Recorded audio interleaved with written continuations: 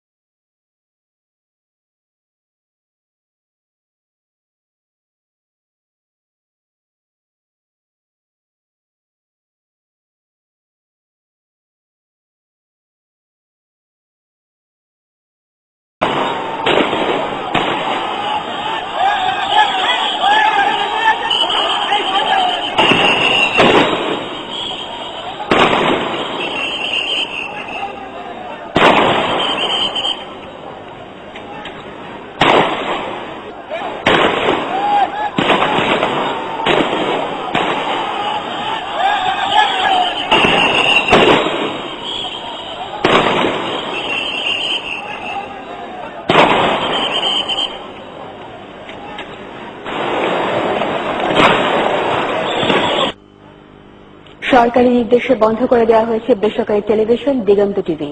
রাত 4:28 দিকে বিটিআরসি ও প্রশাসনের লোক রাজধানী বিজয়নগরের অফিসে গিয়ে সম্প্রচার বন্ধ রাখার নির্দেশ দেন।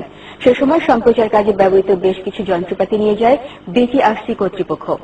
সরকারের নির্দেশে সম্প্রচার বন্ধ করা হয়েছে বলে জানায় বিটিআরসি। এদিকে দিগন্ত টেলিভিশনের পক্ষ থেকে আইনি সহায়তা নেওয়া হবে বলে জানানো হয়।